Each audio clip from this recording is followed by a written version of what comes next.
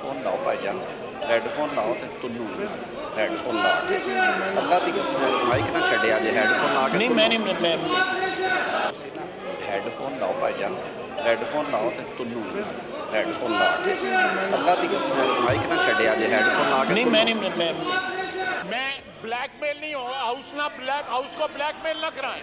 जो कल अजमेर से काम का जो एपेक्स कमेटी ने उसको लेके काबीना में जा रहे हैं, ये आज भी 9 मई वाले हैं, कल भी 9 मई वाले हैं। जो लीडर इस वक्त अंदर है वो भी रोजाना पैंतरे बदलता था। आज ये यहाँ पे ये मुजाहरा करके पाकिस्तानी फौज के शोहदा जो हैं उनके खिलाफ मुजाहरा कर रहे हैं। कौमी असम्बली में ऑपरेशन अज़्म इस्तेहकाम के खिलाफ अपोजिशन का एहतजाज। अपोजिशन का वज़ीर दिफा की तकरीर के दौरान हंगामा, स्पीकर डाइस का घेराव किया। ख्वाजा आसिफ ने कहा कि ये आज भी 9 मई वाले हैं, अपनी औकात दिखा रहे हैं। अपोजिशन शोहदा और पाक फौज के खिलाफ खड़ी है। हुकूमत मुतनाज़ फैसले नहीं करेगी, ऐवान को एतमाद में लेंगे। ये अपने मफादात के लिए रंग बदलते हैं, पाँव पड़ते हैं। इनका लीडर कभी ताहयात एक्सटेंशन देता था, कभी गालियां देता था।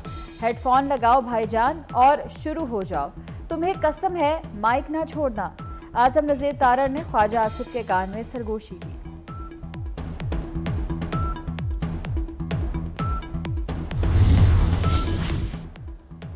ऑपरेशन की मंजूरी पार्लिमान से ली जाए, तहरीक इंसाफ का मुतालबा। बैरिस्टर गौहर ने कहा कि कोई एपेक्स कमेटी ऐवान को नजरअंदाज नहीं कर सकती, इन कैमरा ब्रीफिंग दे और मशवरे से कार्रवाई करें। असद कैसर बोले कि ऑपरेशन जैसा बड़ा फैसला करते वक्त पार्लियामेंट को खातिर में नहीं लिया आएगा। हम अमन चाहते हैं मगर जुल्म के खिलाफ। ऑपरेशन बहुत हो गए, बताया जाए आज तक कौन से ऑपरेशन कामयाब हुए हैं। ऑपोजिशन लीडर से भी मुशावरत नहीं की गई। आपकी तरह नाराज हो के वजीर आजम बाहर नहीं बैठे होंगे, मेरा वजीर आजम बीच में बैठेगा। हमारा ज़र्फ देखें, हम बैठे हैं, मेरा वजीर आजम भी आएगा, मेरी काबीना भी आएगी यहाँ पे इंशाअल्लाह उल अज़ीज़। उस एपेक्स कमेटी में आपके वजीर आला मौजूद थे, उन्होंने इस ऑपरेशन के हवाले से एक एतराज़ नहीं किया क्योंकि ये पाकिस्तान की बका और तहफ़्फ़ुज़ की बात है। कैसे कॉन्फिडेंस में लिया जाए, सुनने को आप तैयार नहीं है। वजीर दिफा रेलेवेंट आदमी है, वो खड़ा हुआ है, उसने बात की, आपने एक लफ्ज़ नहीं सुना। अज़्म इस्तेहकाम ऑपरेशन कैसे किया जाएगा, इस पर बहस करेंगे। ऐवान में कौमी सलामती कमेटी का इन कैमरा इजलास बुलाया जाएगा। वफाकी वज़ीर कानून आज़म नज़ीर तारड़ का कौमी असम्बली में खिताब। अपोजिशन पर तनकीद की, बोले आपके वज़ीर आज़म की तरह नाराज़ होकर हमारा वज़ीर आज़म बाहर नहीं बैठेगा, पूरी काबीना के साथ यहाँ मौजूद होगा। हम सबको मुल्क के लिए एक होकर सोचना चाहिए। अपोजिशन मुशावरत ना करने का इल्ज़ाम लगाती है। एपेक्स कमेटी में आपको वज़ीर आला ने कोई बात नहीं की। अपोजिशन ने वज़ीर दिफा की तकरीर का एक लफ्ज़ नहीं सुना, मुशावरत कैसे करें।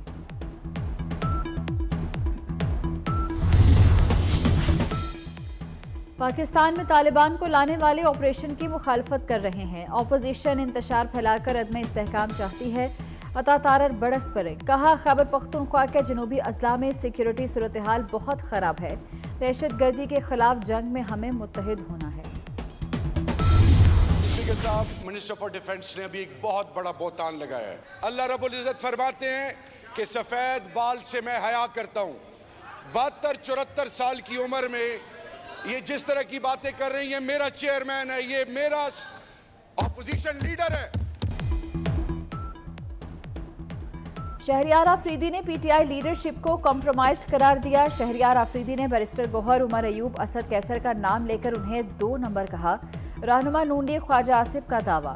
पीटीआई रहनुमा शहरियार आफरीदी ने ख्वाजा आसिफ के इल्ज़ाम को बहतान करार दिया, कहा कि ये उनके घर का मामला है। बैरिस्टर गौहर उनके चेयरमैन हैं। ख्वाजा आसिफ में हया होती तो आज असम्बली में ना होते। फौजी ऑपरेशन किसी मसले का हल नहीं, पीटीआई और जेयूआई यक आवाज़। खैबर पख्तूनख्वा में अमन व अमान के सूरत हाल पर इजहार तशवीश। मौलाना फजलुर रहमान से पीटीआई रहनुमा असद कैसर की मुलाकात। कौमी असम्बली मिलकर ऑपोजिशन करने पर इत्तफाक। दोनों जमातों ने बजट अवाम दुश्मन और IMF करार देकर मुस्तरद कर दिया। पीटीआई और जेयूआई ने तहफ़्फ़ुज़ात दूर करने के लिए सियासी कमेटी कायम करने का फैसला किया।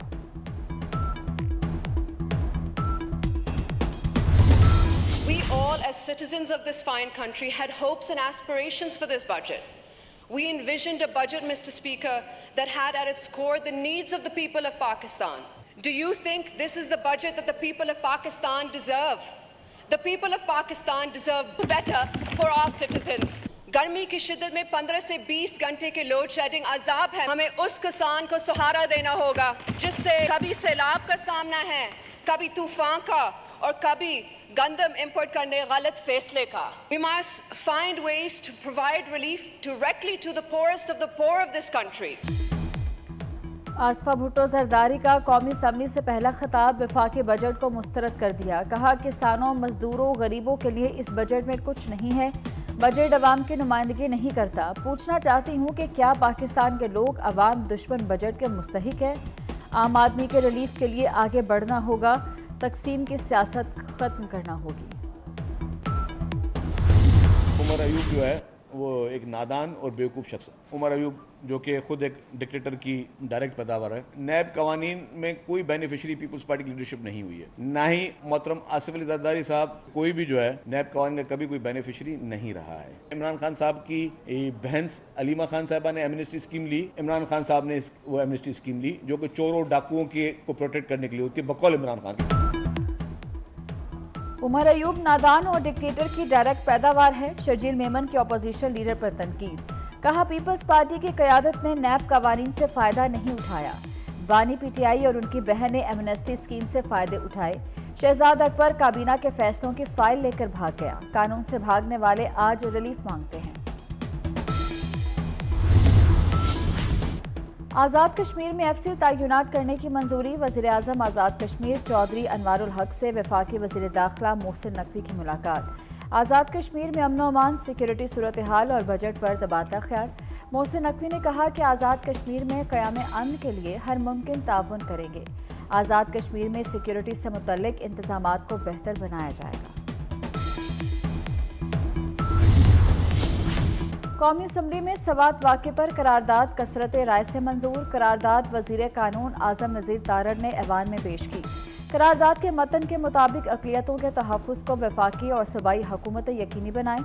अक़लियतों को मुकम्मल तहफ़्फ़ुज़ दिया जाए। करारदाद में मज़ीद कहा गया कि अक़लियतों के खिलाफ वाक़यात में मुलव्विस अफराद के खिलाफ कार्रवाई की जाए। मैं ये भी कहना चाहता हूँ कि तौहीन रिसालत के या तौहीन मजहब के या तौहीन कुरान के जितने भी मुकद्दिमात हैं, मेरी चीफ जस्टिस ऑफ पाकिस्तान से अपील है कि 3 माह के अंदर आप मेहरबानी करें, उनके फैसले करें। खुद ही जल्लाद, खुद ही मुंसिफ और खुद ही मुद्दई बनने का जो सिलसिला है ये अब खत्म होना चाहिए। मैं समझता हूँ ये ऑपरेशन इंतहा पसंदी के खिलाफ होना चाहिए, अदम बर्दाश्त के खिलाफ होना चाहिए, बढ़ते हुए तशद्दुद के खिलाफ होना चाहिए जो मुआशरे में दिन ब दिन फैलता जा रहा है। चीफ जस्टिस 3 माह में तौहीन मजहब के मुकदमात के फैसले करे। खुद ही जिल्लाद, मुद्दई और मनसब बनने का सिलसिला खत्म होना चाहिए। चेयरमैन पाकिस्तान उलमा कौंसिल हाफिज ताहिर अशरफी ने इंतहा पसंदी, अदम बर्दाश्त और तशद्दुद के खिलाफ ऑपरेशन का मुतालबा कर दिया। सवात वाक़े की भरपूर मजम्मत की।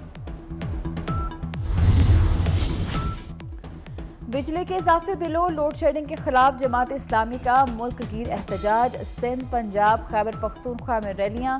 महंगी बिजली नामंजूर, लोड शेडिंग बंद करो के नारे। बिलों से इजाफी टैक्स वापस देने का मुतालबा। हाफिज नईम ने कहा कि अवाम पर बिजली बम गिर रहे हैं, लोग किधर जाएं? अवाम की आवाज़ को दफ़ा 144 से दबाया नहीं जा सकता। जालिमाना टैक्स के निज़ाम के खिलाफ जो हुकूमत ने IMF के कहने पर मुसल्लत किया, ये बिजली का बहरान, ये गैस का बहरान, ये पानी का बहरान, ये टैक्सों की भरमार, ये बिजली के बम जो गिर रहे हैं, इस पर लोग कहाँ जाएं? दफ़ा 144 लगाकर अगर आप समझते हैं कि इस तरह अवाम के रद्द-ए-अमल को रोक सकते हैं तो ये धंधे बहुत पुराने हो गए। अंग्रेज के शागिर्द कब तक इन धंधों को इस्तेमाल करेंगे? कब तक लोगों की जो है आवाज़। मुल्क के मुख्तलिफ शहरों में सूरज आग बरसाने लगा। बलोचिस्तान और सिंध बदस्तूर शदीद गर्मी की लपेट में। कराची में गर्मी के डेरे, पारा 41 पर 47 डिग्री का एहसास। जैकबाबाद सिब्बी में 47 डिग्री, जबकि गर्मी दादू, लाड़काना और नवाबशाह में दर्जा हरारत 42 डिग्री। लाहौर में 42 डिग्री की गर्मी। मलका कोहसार मरी में बादल बरस पड़े। पंजाब, बलाई, केपी, कश्मीर, जीबी में बाज़ मकामात पर बारिश हो सकती है।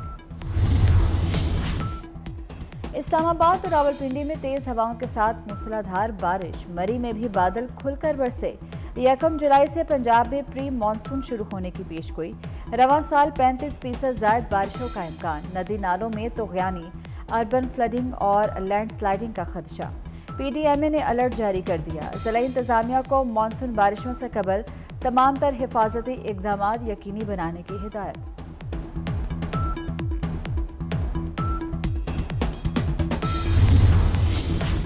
पंजाब में digital school on wheel project launch करने का फैसला। सरकारी स्कूलों के 1000 असातिज़ा को फ्री डिजिटल कोर्स कराए जाएंगे।